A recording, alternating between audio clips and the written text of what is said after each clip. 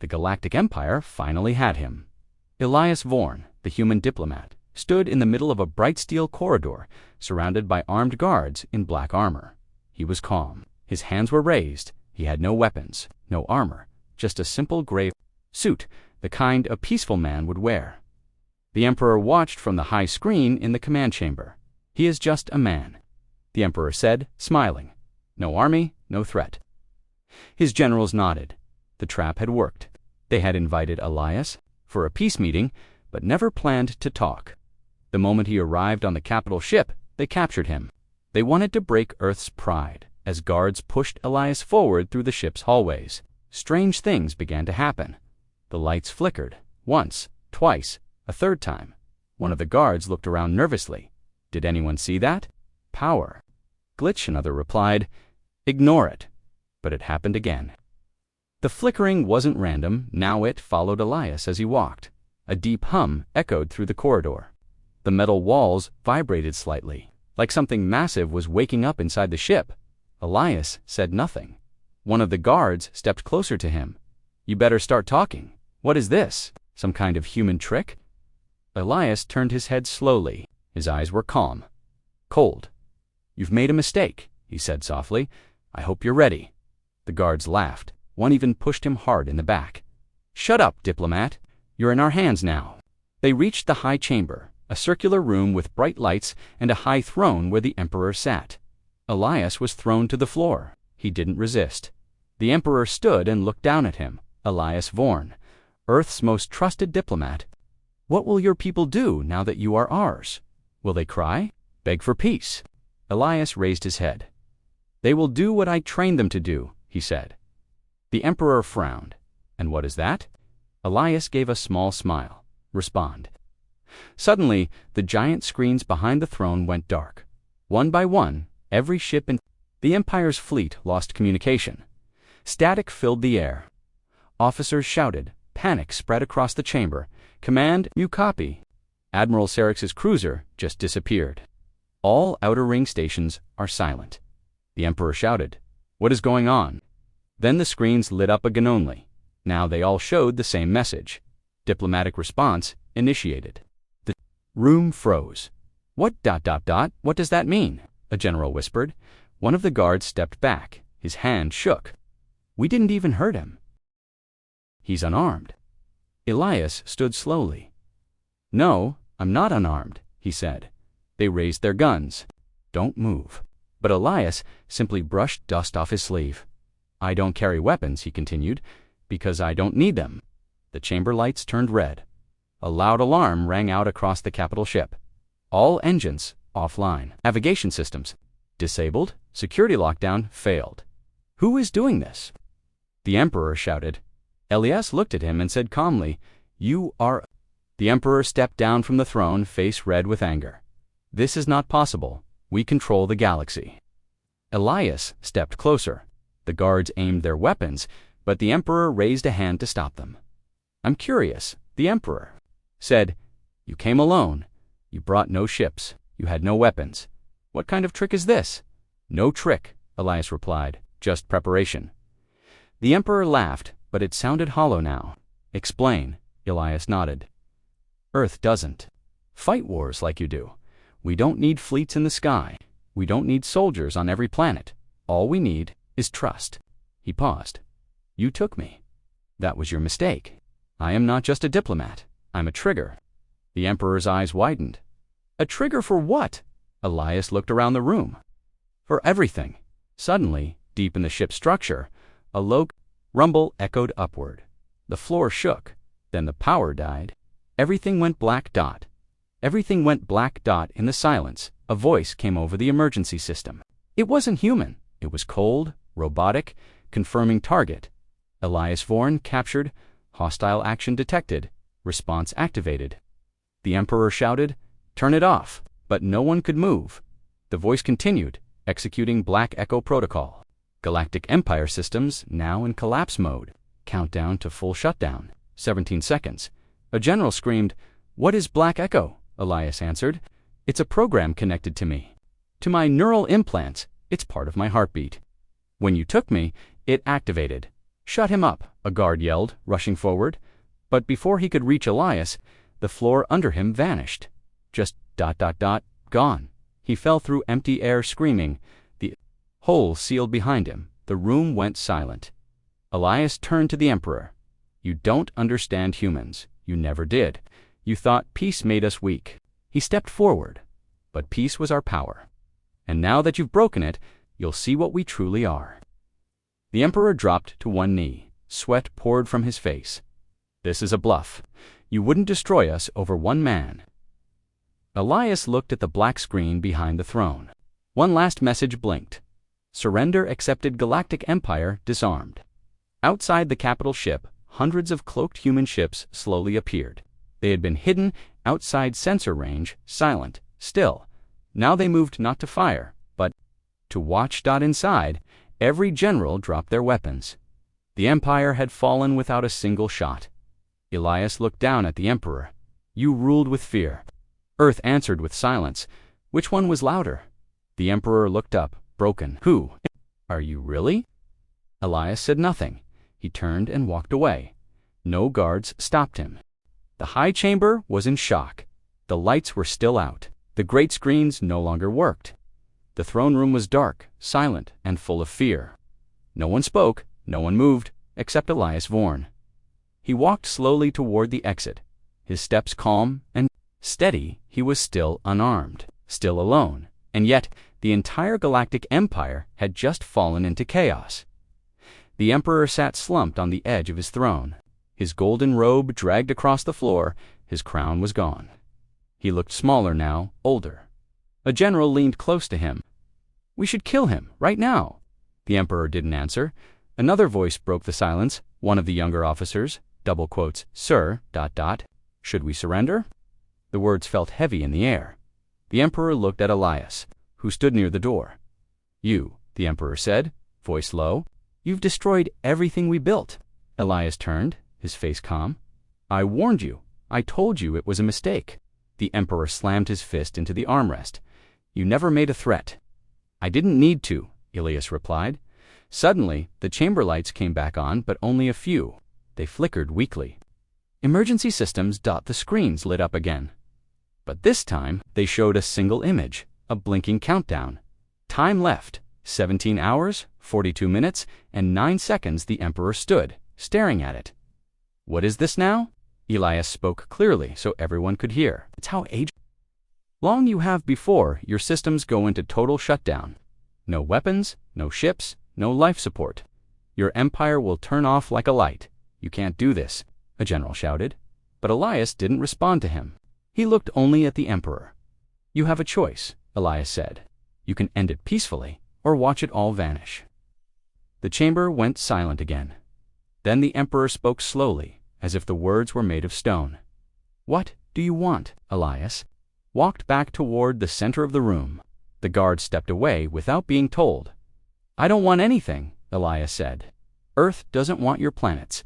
We don't want your gold. We don't want your power." He paused. "We wanted respect." The Emperor laughed bitterly. "Respect, that's all." Elias nodded. "But you couldn't give it. You thought we were weak because we talked peace, because we sent a diplomat instead of a fleet." The Emperor's eyes narrowed. "You were weak, were we?" Elias asked softly. "Look around." Every officer lowered their head. Every screen showed the same blinking. Countdown. Earth hadn't fired a single shot, but the Empire was on its knees. "You didn't just arrest a man," Elias continued. "You triggered a protocol, a response that doesn't need orders. It only needs one signal, the fall of peace." "But how?" the Emperor whispered. "How did you do this?" Elias walked to the nearest console. He placed his hand on it. Soft light scanned his palm. A new screen appeared. It showed a map of the galaxy. Red lights blinked on hundreds of world's imperial bases, war factories, communication centers. Each one was now marked. "Offline, every major system you control is tied to satellites, stations, networks," Elias said. "Years ago, Earth placed a seed in each one, hidden, silent, waiting." "No one noticed," the Emperor muttered. "You weren't looking," Elias said. "You never thought we were a threat." The general who had wanted Elias dead stepped forward again, voice shaking. If you could destroy us, why didn't you just do it? Elias looked at him, then replied coldly, Because we are not like you. Far above the capital ship, in the black sky, something stirred. Dozens of human ships uncloaked at once. They were silent, sleek, smooth like glass. The Empire's fleet didn't move. It couldn't. All of their systems were frozen. Inside the high chamber, the Emperor dropped his staff. It rolled across the floor. You win, he said finally. Earth wins. But Elias shook his head. This is not a game. The Emperor stared. Then what is it?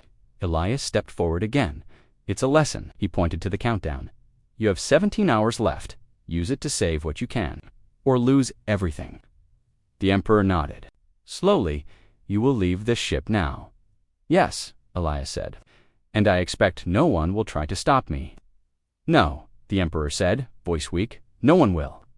A quiet voice came from one of the communication consoles. Incoming transmission. From Earth, everyone turned. The screen blinked again. A human face appeared. It was a woman in a black suit. Her expression serious. This is Commander Naira of Earth's Diplomatic Defense Corps. Elias, do you require extraction? Yes, Elias said simply. Retrieval ship is en route. Arrival in 6 minutes. Then, she looked directly at the Emperor. You're lucky he was the one you arrested. If it had been anyone else, your son would already be gone. The screen went black. Elias turned and walked toward the exit. No one followed. No one even looked at him. Outside, as he stepped onto the landing platform, a small ship floated silently toward him. It was beautiful. Black metal, no lights, not a sound. The door opened. Elias stepped inside. The ship vanished seconds later. Inside the chamber, the Emperor collapsed into his throne. The generals stood in silence. What now? One asked. The Emperor didn't answer. Instead, he looked at the countdown on the screen. It still ticked forward. Time left. 17 hours, 40 minutes, and 32 seconds, he whispered to himself. He had no weapons. And still, we lost everything. Far away, inside the Earthship, Elias sat quietly. A voice came from the console in front of him. Mission successful. Do you wish to deactivate Black Echo? Elias thought for a moment. Then he said, Yes. Let them live. Let them remember. The system responded. Black Echo protocol deactivated. Countdown terminated. The galaxy had been spared, but the warning had been sent. Never mistake Earth's silence for weakness. The galaxy had gone quiet after the mysterious collapse of the Empire's systems. After Elias Vorn walked free without resistance, billions of beings across thousands of worlds were left wondering one thing. How did Earth do it? In the deepest layer of the Empire's intelligence archives, a hidden report was marked with one word. Until now, inside a small underground base on planet Talvas. Far from the capital, General Crix stared at the glowing file on his screen. The words on top read, Project Black ECHO, Trigger Protocol, Human Variant. His hands trembled as he opened it. At the same time, Elias Vorn sat aboard a sleek Earth vessel, floating silently through uncharted space. He wasn't alone. Commander Naira stood in front of him, arms crossed, eyes sharp. You gave them 17 hours, she said. You could have ended them in 7 seconds. Elias looked out the window. They needed fear more than destruction. Naira raised an eyebrow. Fear won't last forever. It doesn't have to, Elias replied. Just long enough for the next empire to think twice. She sat across from him. Her voice was lower now. You activated Black Echo. Elias nodded. You know what that means? Yes, he said quietly. They saw what we buried years ago. Now they believe it's just the beginning. Back on Talvas, General Crix read deeper into the file. Black Echo is not a weapon in the traditional sense, the report said. It is a system-wide collapse sequence tied to the biological signature of a single individual, Elias Vorn. Crix's eyes widened. The file explained how Earth's secretly implanted trigger beacons into communication satellites, trade networks, defense AI Korsavan, planetary weather systems, and none of it could be detected. Unless Elias was harmed or captured, Crix whispered, he was never the weapon. He leaned back in his chair. He was the key. Meanwhile, whispers had started across the galaxy. On the merchant world of Fenthra, alien traders refused to scan any human ships. On the war-hive moons of Grelix, elite insectoid soldiers destroyed old plans to invade Earth, and on the dying desert planet of Ralzun, a bounty hunter burned a wanted poster. It had Elias's face. The name below it was now crossed out. Inside the Earthship, Naira placed a small device on the table between her and Elias, a hologram. Lit up dot, it showed a silent image of Elias 15 years younger, standing inside a massive underground facility. Thousands of drones, ships, and satellite cores were being built around him. "Remember this place?" Naira asked. "I built it," Elias answered. "You disappeared for 5 years after that," she said. "We thought you were dead." Elias didn't respond right away. Then he said, "Dead men can't be used as targets." Naira nodded slowly. "And now, I've returned," he said, "because Earth's silence is being mistaken again." She leaned forward. "By who?" Elias replied with one word. "Everyone." On a remote Imperial station still working after the collapse, scientists watched in horror as systems came back online but scrambled. The Empire's central AI no longer accepted commands.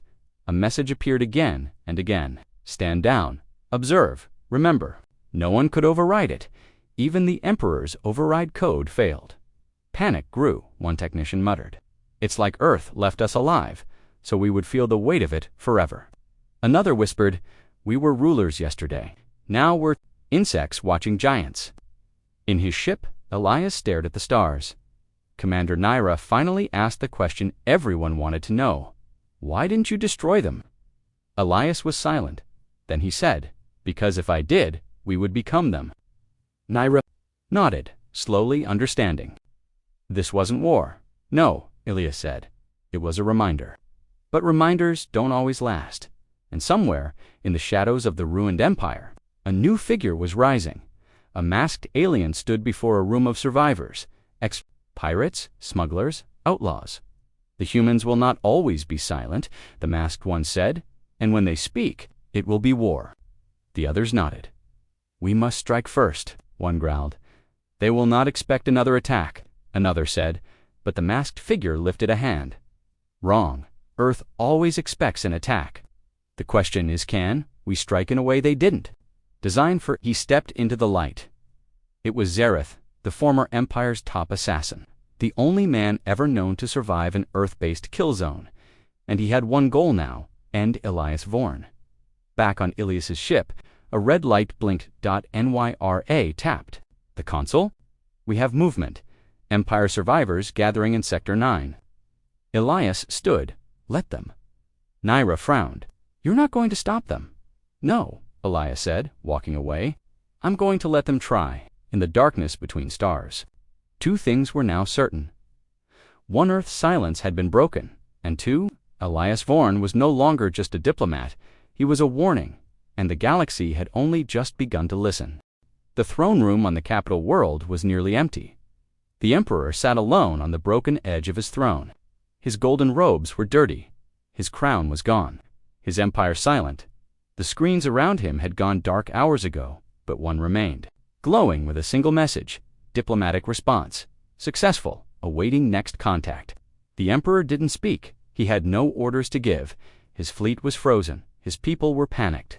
Earth said nothing else, but silence had never felt this loud, far away. In a deep void where no sun reached, a ghost ship drifted through empty space. The vessel was once a stealth cruiser belonging to the Empire's elite assassins. Now, it belonged to someone else. Inside, Zareth, the masked killer and last survivor of the Shadow Corps, stood before a war table. His voice was sharp, cold. "I've studied him," he said. "Elias Vorn, Earth's diplomat, Earth's weapon." Around the table sat pirates, warlords, and rogue generals. They had once fought against each other. Now they shared a goal: destroy Elias. One pirate captain leaned forward. "He has no fleet, no guards, no armor. Why can't we just shoot him?" Zareth shook his head slowly. "You don't understand. With bullets? Then how?" A warlord asked. "You make him choose to fall." The room went silent. On Earth's secret moon, Base Argon 9, Elias stood inside a massive room filled with stars projected across the ceiling. He looked up quietly. Commander Naira entered, holding a datapad. News from the outer colonies. 5 more worlds just cut all ties with the Empire. They're joining the peace alignment. Elias didn't react. She walked closer. You've become a myth, you know. Across the galaxy, they call you the man who shut the stars down. I didn't shut them down, Elias replied. They shut themselves down the moment they chose fear over peace. Naira crossed her arms. Revenge, I know, Elias said. Zareth has made his move. Naira's face hardened. How do you know? I trained him. She froze. You what? Years ago, Elias explained, when the Empire still kept secret peace agents. I was one. So was he. But Zareth chose shadows. I chose light. Naira whispered, You didn't just know the Empire. You helped build it. I tried to save it, Elias said softly, but it was already poisoned. Back in the ghost ship, Zareth watched an old hologram of EliasShung.com, speaking to a council. The strength of peace, Elias's recorded voice said, is not in silence, but in the knowledge that you could destroy your enemy. And choose not to. Zareth crushed the datapad in his hand. Enough of his wisdom, he growled. He turned to a technician. Begin the whisper signal. The tech hesitated. If we use that, behind the mask, that's the point. An hour later, in the skies above Earth, the stars flickered on every communication channel across every planet. A strange signal appeared. It was not a voice, it was a feeling, a wave, panic, death, rage. It was the whisper, signal, an ancient tool from the Empire's old war days, designed to crack open the minds of diplomats, to weaken morale, to drive fear into the hearts of the calmest leaders. Inside Argon 9, alarms rang. Naira shouted, Signal breach, source, unknown, mental disruption, wave active. Elias sat calmly. Lights flickered. Crew members began shaking, sweating, falling to their knees. Memories of war flooded their minds. Earth's past, Earth's darkest days, the pain, the loss. Elias stood. He walked into the center of the chamber and placed his hand on a glowing panel. A new light spread across the room. Soft, warm, stable. Shield the minds, Elias said. Naira blinked, the panic leaving. Her eyes, the signal faded. Everyone in the chamber looked at Elias with awe. How did you stop that? Naira asked. Elias turned. You don't fight fear with force. He looked at the screen. Zareth is speaking now. But we don't need to answer with weapons. Then what? Naira asked. We answer with truth. Across the galaxy, Earth sent out a message. No threats, no anger, just one sentence. We are not your enemy, but we will not be your victim. Some heard it as a warning, others as a promise. On the ghost ship, Zareth smiled. He wants to play the long game. No, Zareth said. We kidnap someone else. Who? He showed a name on the screen. Ambassador Lyra Vorn, Ilias's sister. Meanwhile, in a peaceful city on the planet Ilon, Ambassador Lyra walked through a garden. Children played nearby. Flowers bloomed. See the black ship in the sky? She didn't hear the silent drones that dropped from the clouds. By the time her guards reacted, it was already too late in the dark control room of the rogue fleet. Zareth stared at Lyra's image on the screen. She is the bait, he said, and Elias will come. Back on Earth, Naira burst into the council chamber. Elias, she said, they've taken her. Elias closed his eyes. Zareth knows how to hurt, he whispered. NYRA stepped forward. What do we do? He opened his eyes, and this time he didn't smile. We remind the galaxy, he said, that peace has its own weapons. The skies over Ilon were empty now. The garden where Ambassador Lyra Vorn once walked was burned. The grass had turned to ash, the trees were scorched, and her security team, all 20 men, were gone. No messages had come, no demands, no ransom, only silence. But Elias Vorn knew what this silence meant. Zareth had her on Earth. Inside the main command room of Argon 9, red lights flashed across the screens. Commander Naira stood by the window, fists clenched. Was never random, she said. He knew exactly where she'd be, how close they were. He planned this for years. Elias stood across the room, quiet as always. His back was straight, his face emotionless, but Naira could see it his. Eyes had changed, not with fear, with something colder. "Do you want me to prepare a strike team?" she asked. "No," Elias said calmly. NYRA stepped closer. "They took your sister. I know. They'll use her against us. You know, he won't hurt her, not yet. He'll wait until you react." "I'm not reacting," Ilias replied. "I'm preparing." Naira paused. "Preparing what?" Ilias looked out the window. The stars were calm now, peaceful, but not for long. In deep space, hidden between asteroid fields, Zareth's ship floated like a ghost. Inside, Lyra Vorn was chained in a glass chamber. She wasn't injured, but she wasn't comfortable either. She watched as Zareth entered the room. He wore a black mask, but she knew who he was. "You're wasting your time," she said coldly. Zareth tilted his head. "Am I, you think? My brother will come charging through your ship, shouting threats. You don't know him at all." "Oh, I know Elias Vorn very well," Zareth replied. "That's why I didn't kill him. That's why I took you." He walked closer to the glass. "Tell me something, Ambassador. What's more powerful than the man who took down the Galactic Empire in 20 seconds? Lyra didn't answer. Zareth leaned in, voice low. "The man who lets someone he loves die." Back on Argon 9, Elias walked into a secure room. There were no lights, only a small table and a chair. He sat down, then from the ceiling, a soft blue glow turned on, and a voice spoke, confirming ID. "Elias Vorn, clearance level, absolute." The table opened, revealing a small box. Elias opened it. Inside was a single object, a metal chip, round, black, cold. The key to a secret, protocol Earth had never used until now. Meanwhile, on dozens of planets across the galaxy, strange things began to happen. Military satellites shut down, power grids failed in Imperial cities, security drones on former Empire worlds turned off, and in their place, new signals appeared, soft, pulses, no words, just a rhythmic pattern, over and over, like a heartbeat, like a warning. Naira stormed into Ilias's control room. "What did you just do?" she asked. Ilias didn't look at her. He was busy watching the data flow across the screen. "I activated the veil," he said. "NYRA froze." "You're bluffing," she whispered.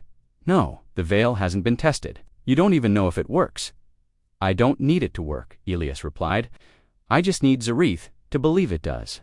Back on Zareth's ship, the crew panicked as data flooded in. "Sir," one shouted, "outer systems are going dark again." Another added, "We've lost control of our drones. Something's hijacking every system we took from the Empire." Zareth growled, "It's Elias." He turned toward the chamber where Lyra was held. "Tell me," he said to her, "do you think he's bluffing again?" Lyra smiled. "I think," she said, "you've already lost." An hour later, Zareth received a transmission. No video, only Ilias's voice. "I won't come for her." Zareth's eyes narrowed. "I won't threaten you." Zareth leaned closer. To the screen, "I will simply erase you," Ilias said, "piece by piece. Not with guns, not with ships, with isolation." Then the message ended. Zareth's crew looked around nervously. Already they were losing communication with other warlords. Their stolen tech was failing. Their allies were silent. Zareth screamed, smashing a console. But Elias wasn't done. Argon 9. He sent thousands of microsignals to the remaining Imperial devices across space. Tiny commands hidden in energy spikes, too fast for any normal scanner. Each signal had one purpose: shut down anything connected to Zareth. The pirate fleets started to drift. Their ships became blind, their weapons jammed, and in the middle of it, all Zareth's ship became a prison. Lyra watched from her glass cell as the ship shook. Alarms rang, dot lights failed. She smiled. "You were never fighting a man," she said. "You were fighting an idea." Zareth turned, furious. "You still think he'll save you?" "No," she replied. "I think he'll erase everything you ever built without moving a finger." Inside Ilias's chamber, Naira received confirmation. Enemy fleets offline, command nodes erased. Zareth is cut off. She looked at Ilias. "It's done." Ilias nodded once. "Now, we give him a choice." Minutes later, Zareth received one last transmission. A single sentence: release her and disappear, or vanish with her. He stared at the words for a long time. His mask was cracked. His ship was dying. His fleet was gone. He looked at Lyra, and he knew. He'd already lost hours later. An Earthship received a signal, a life pod. Inside it, Ambassador Lyra VOR, and unharmed, when she arrived back on Argon 9. Elias was waiting. He didn't speak. He simply held out his hand. She took it. "Are you okay?" he asked softly. "I am now," she said. In the following days, rumors spread across the galaxy that Zareth was dead, that Elias never raised a weapon but destroyed another fleet, that Earth's greatest diplomat didn't need a war. He only needed one message: don't touch what we protect. The galaxy was breathing, but not calmly, after Zareth's disappearance and Lyra Vorn's safe return. Systems once loyal to the fallen empire began to shift. Some remained in hiding. Others swore loyalty to Earth, but many were watching. They were silent, not loyal, not hostile, just waiting. And Elias Vorn knew that silence never lasted. Inside the black glass tower of Argon 9, Elias stood alone in the observation hall, watching a map of the galaxy float in the air. Thousands of red lights had vanished since the collapse of the Empire. In their place, small green dots had begun to grow. Worlds that had once obeyed fear were now choosing respect. But something was wrong in the lower right corner of the star map. A blue zone flickered, a dark signal faint, pulsing slowly, blinking from a region of space known as the Shroud Rim. Elias narrowed his eyes. Commander Naira entered. "We received that same signal 3 hours ago on a civilian mining outpost. They went completely silent after. No survivors." Elias didn't look away from the map. "That's not Zareth," he said.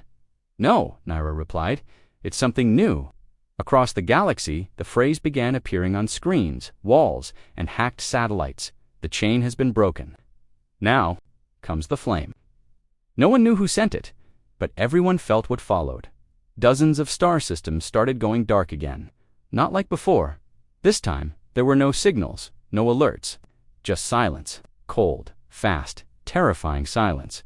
Entire colonies were vanishing. No wreckage, no bodies, just empty cities, floating in space like frozen ghosts in a secret chamber on Argon 9. Elias met with the Earth High Council. The room was tense. One diplomat spoke, voice shaky. "We believe a new faction is using leftover Empire tech to erase planets." Another added, "They're not broadcasting fear. They're not threatening us. They're not even talking. This is extermination without communication." Elias leaned forward. "Then we must go to them." Gasps filled the room. One general asked, "You want to go into the Shroud Rim? It's suicide," another warned. But Elias spoke calmly. "Not if we make them speak first." Soon after, a ship unlike any other left Earth's orbit. It was not large, it was not armed, but it was alive. The vessel named Verity was Earth's first diplomatic bioship, grown from organic crystal, bonded directly to Ilias's neural net.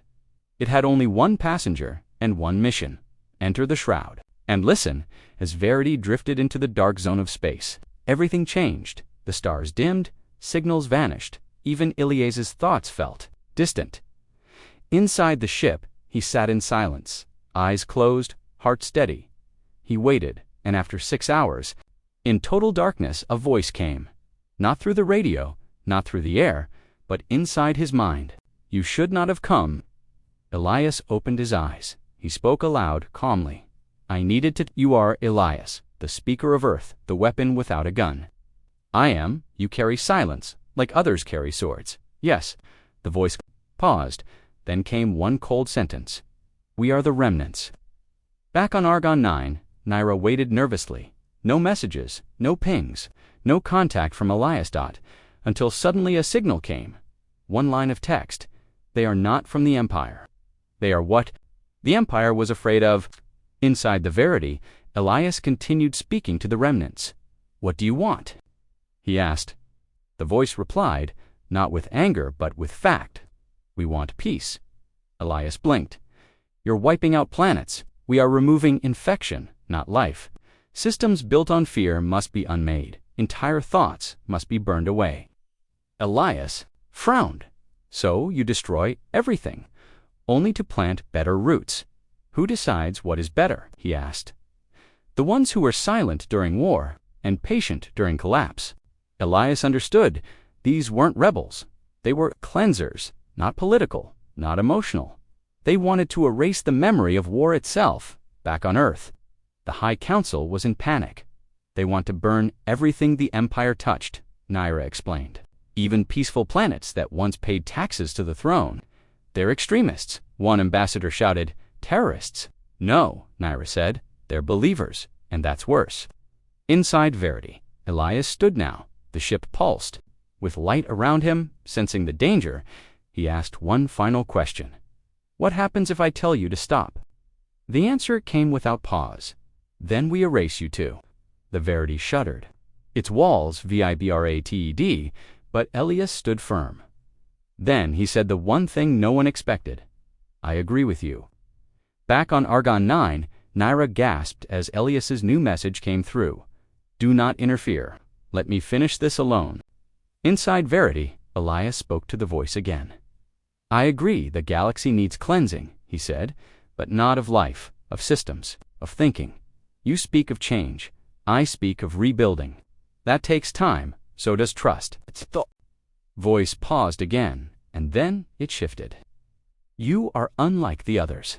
I don't lead from a throne, Elias replied. I lead from the middle, from where the people are. After hours of silence, the remnants responded, We will wait. Elias nodded once.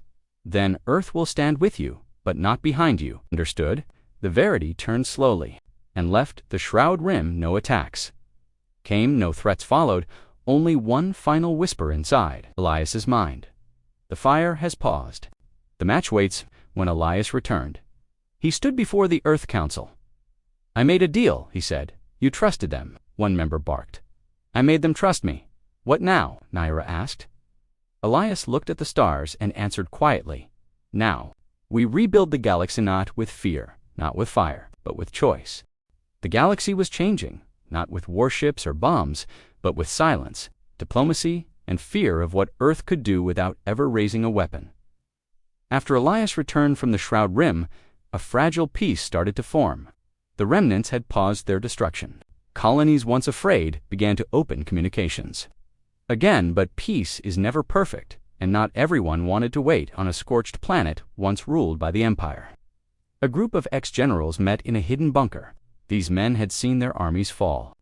They had watched Elias dismantle their fleets without ever firing a shot, but they hadn't given up. Their leader was General Rokar Thane, a brutal man with steel arms and a mind shaped by conquest. He slammed his fist into the war table. He made us weak, Rokar growled. He forced us to kneel with words. Another general nodded. We need strength again, real strength. But we can't touch Earth, one whispered. They'll crush us, Rokar smiled. Then we don't touch Earth.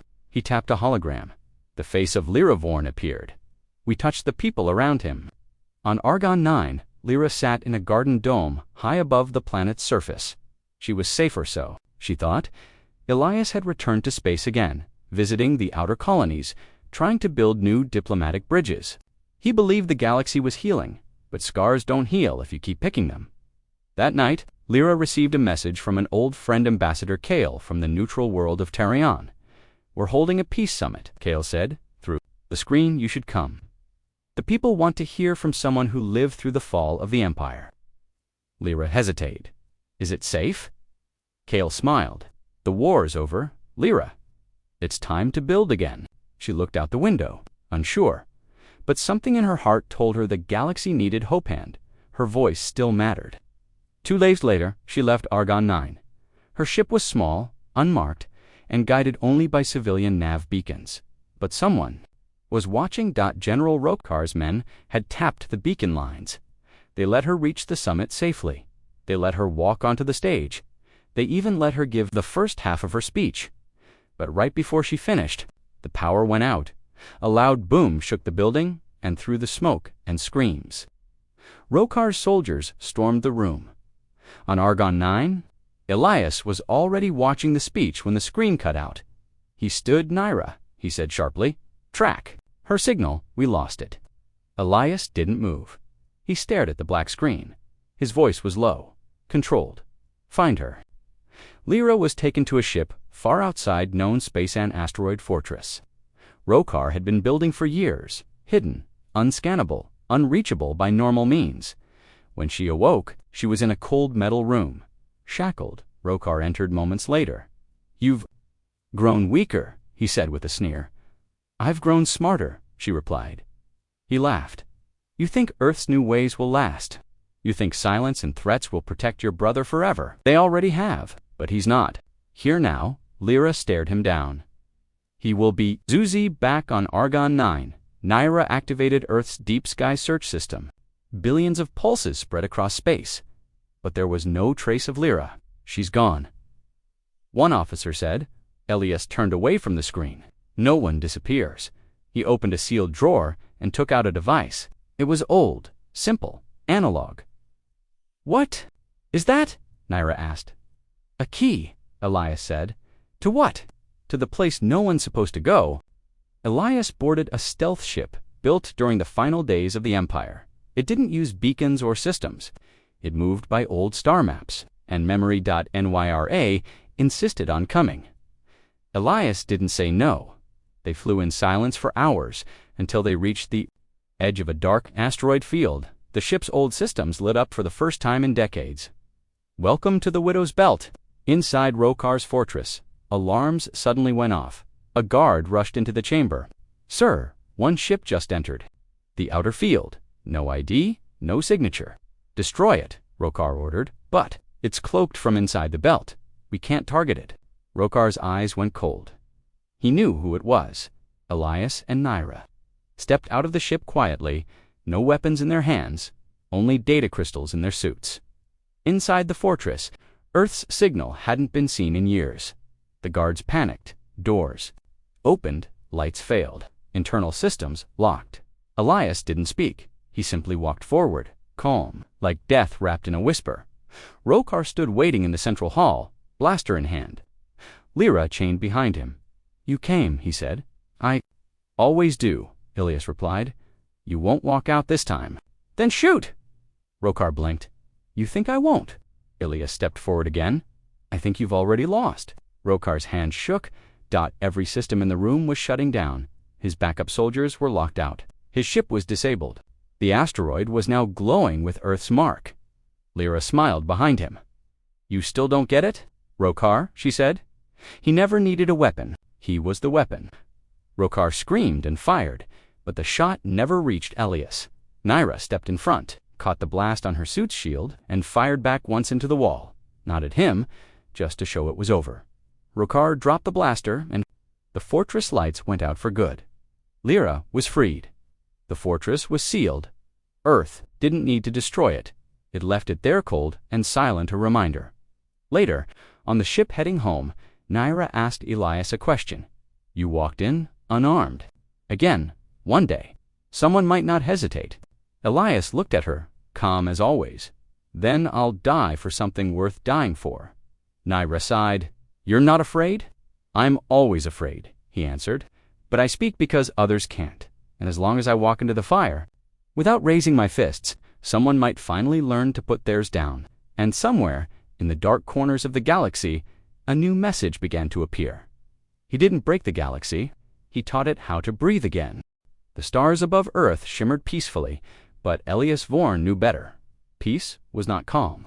It was tension held still like a sword balanced on its point. He had stopped the Empire, he had silenced the assassins, he had faced the remnants and turned their fire into patience. But something was still moving in the shadows, something older, something waiting in the lower levels of Argon 9. Lyra Vorn sat beside a long-forgotten vault. Only one man alive had the key, and he was sitting quietly beside her. Elias. The vault doors hadn't been opened in years. They were marked with ancient Earth glyphs, for last resort only. "You're really doing this?" Lyra asked. Elias nodded. "I need to know what's inside. We never opened it during the war, because back then, we had enemies we understood."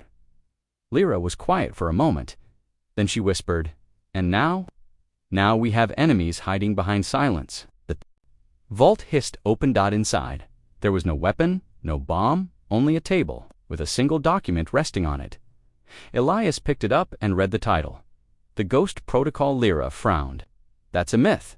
Earth never activated it. Elias didn't. Answer: he was already reading. His face grew darker with every word. Then he looked up and said, "This wasn't made for war." Then what? It was made for disappearance. 3 hours later, Naira stormed into the briefing room. "Elias, you meet to see this," she said. A message had arrived in encrypted old format, ancient code. Only one name was attached. Dr. Solon Vorn. Elias went still. "My father's name," he said slowly. "But he died 20 years ago." "Maybe not," Naira said. She pressed the screen. The message played. A man's voice, scratchy, tired, familiar. "Elias, if you're hearing this, then the galaxy has changed. That means I failed. But you didn't. You survived. And now you must face what I ran from." Elias leaned in. "They were here before Earth even spoke. Before we had ships. Before the stars had names. We called them the Hololight." The screen crackled. They don't want power. They don't want control. They want removal. Quiet. Total. They erase civilizations like a whisper. Elias looked at Nyra. Lyra whispered, "They're not conquerors. They're cleaners. Far beyond Earth's reach, in a silent zone of space." Something moved. Not a ship, not a fleet. A shadow. It pulsed once. And a distant world Jura, prime vanished from all star maps. No explosion, no debris. It simply blinked out of existence. Back. On Argon 9, Elias called an emergency council meeting. "They're here," he said. "Not in fleets, not in threats. Just presence." A diplomat asked, "What do they want?" "Nothing," Elias said. "They believe life is noise, and they're here to silence it. But we've made peace with the remnants." "This isn't them," Elias replied. "This is older, smarter. They don't argue. They don't explain. They just remove." Another general asked, "Then how do we fight them?" Elias said nothing. Then softly, "We don't." That night, Elias stood alone in the meditation chamber. Lyra joined him. "You look tired," she said. "I am? You've carried too much for too long." Elias looked at her. "There's a reason I walk into every room unarmed. I know it's not because I can't fight," he said. "It's because you hope you won't have to." He nodded. "But if this Hololight doesn't listen, what will you do?" He was silent for a long time. Then he answered, "Then I will give them something they've never seen before, a galaxy that chooses to stand together." He didn't wait. He began calling them one by one, worlds that had once fought, Earth. Worlds that once served the Empire, neutral systems, former pirates, even the remnants. Each one received the same message. This is not a war. This is a warning. They are coming for all of us. Earth will not stand alone, and neither should you. One by one, they answered. The insectoid queens of Galactic sent a reply. "Earth speaks. We listen." The trading lords of Vashan Prime, "Your silence saved. U.S. Now our ships are yours." Even the remnants responded with only 2 words. "We remember." Within days, Elias had something the galaxy had never seen before. A united voice, not ruled by Earth, not built on power, but connected by one idea: survival through unity. For the first time in thousands of years, enemies were talking. And it was Elias's voice that had brought them together. But in the far dark, something else had awakened a Hololight. Did not respond to threats, it responded to movement, and Earth had just made the loudest. Movement of all the sky above the planet Veltor turned black dot, not with clouds, but with something worse, a shape without light. It hovered above the atmosphere, and then Veltor was gone. No pain, no war, just absence. On Argon 9, the last report from Veltor reached Elias. Naira stared at the screen. No energy spike, no gravitational shift. It just ... ended. Elias said nothing. He walked to the center of the room and touched the console. Earthwide signal protocol, Naira blinked. That's for full planetary unification. You've never used it? I am now, he said. Every screen on Earth flickered, every colony, every station. The message came in Elias's calm voice. We are not alone, and this time, that doesn't mean we are safe. This is not about Earth. This is about existence. We have always believed words can save more than weapons. But if the Hololight refuses both, he paused. Then we do not surrender. We stand together. Back in the council chamber, someone asked if they can erase planets with no trace. What makes you think we have a chance? Elias looked at them. His voice was low, unshaken. Because we are not just planets. We are memory. We are choice. We are unity. He turned to the window, and as he watched the stars shift, he said softly, "And if they want to erase that, they'll have to try." The galaxy had united. Worlds that once fired on each other now spoke with one voice.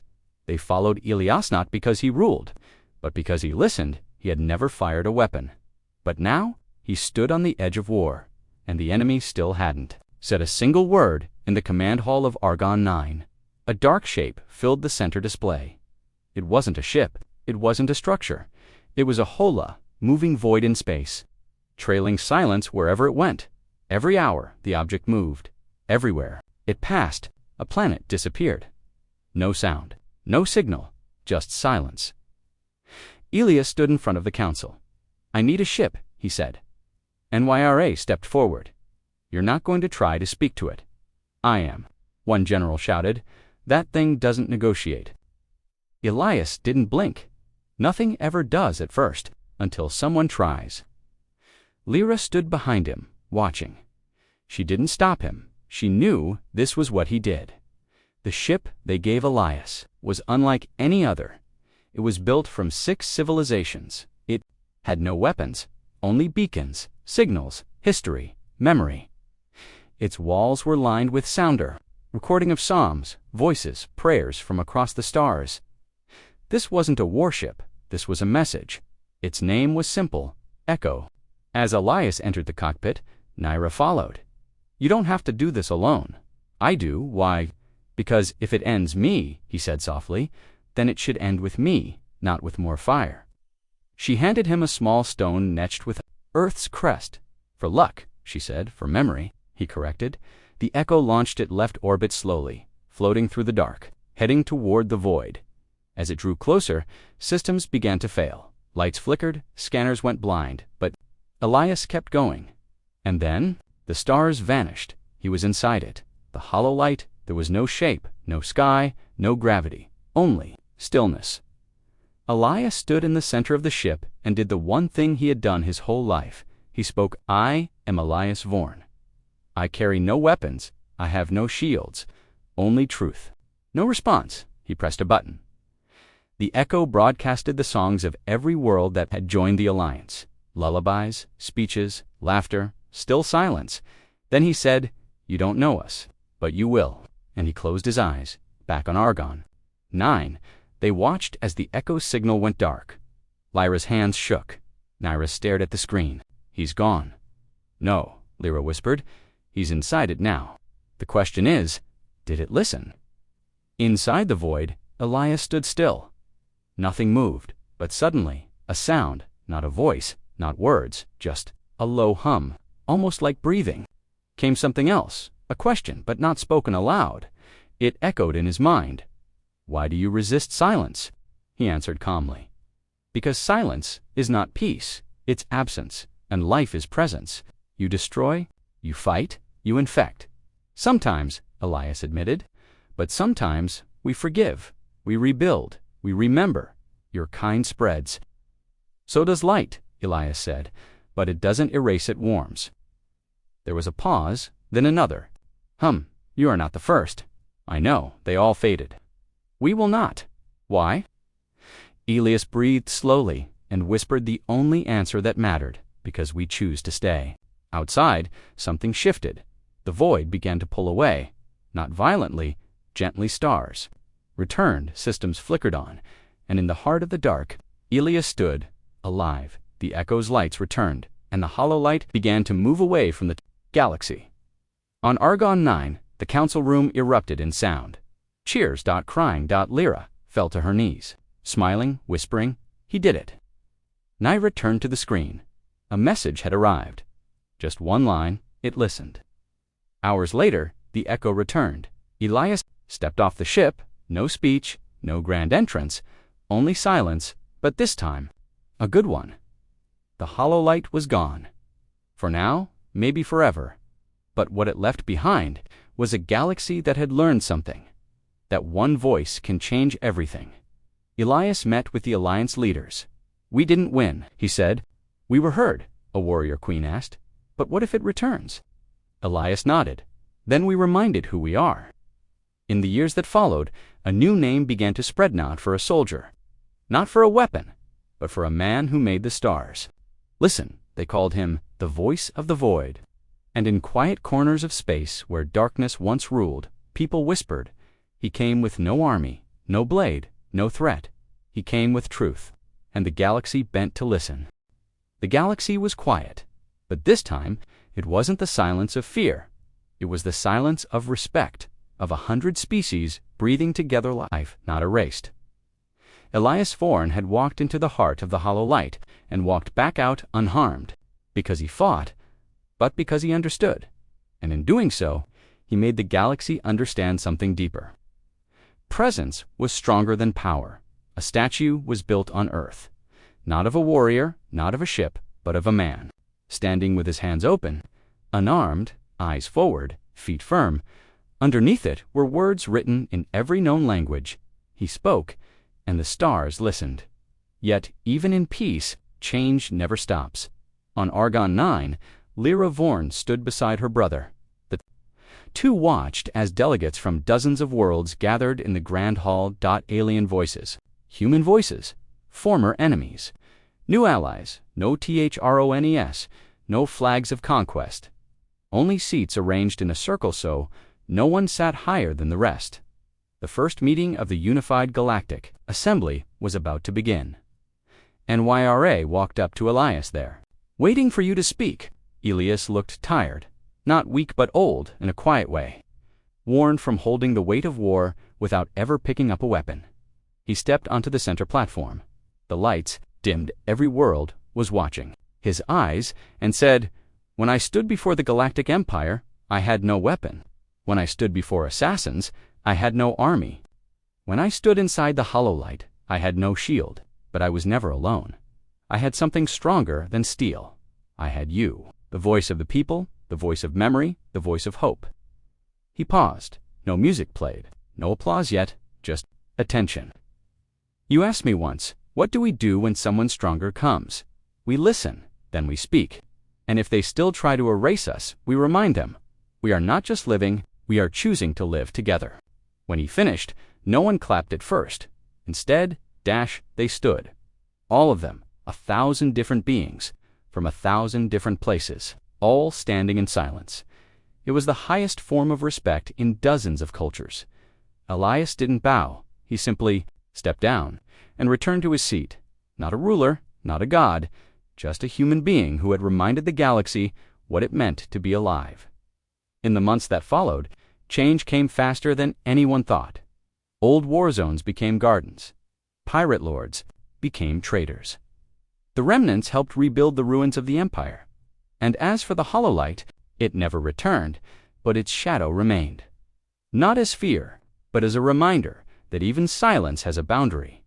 And beyond that line, humanity waits. One day, Lyra found Elias sitting by the lake on Earth. It was quiet. The stars were out. She sat. Beside him. "You finally did it," she said. "No," he replied. "We did." She smiled. "Does it feel over now?" He shook his head. "Nothing is ever over. What if they come back?" Elias looked up at the stars. "If they come again, someone else will stand where I stood. You think someone else could do what you did?" He looked at her and said simply, "They won't need to, because this time they won't stand." Alone, years later, stories were told not of kings, not of warriors, but of a man who walked into the fire, again and again, without raising his fists, of a voice so calm, even darkness paused to hear it. Children asked, did he really stop an empire in 20 seconds? Old ones smiled and replied, no, he stopped it long before that when he chose to speak instead of strike. In the far future, across the stars. The day of Elias Vorn's first arrest is still remembered, not as a day of violence, not as a beginning of war, but as the moment the galaxy changed, not because one man had power, but because one man proved something greater, that the quietest voice can echo forever. The end.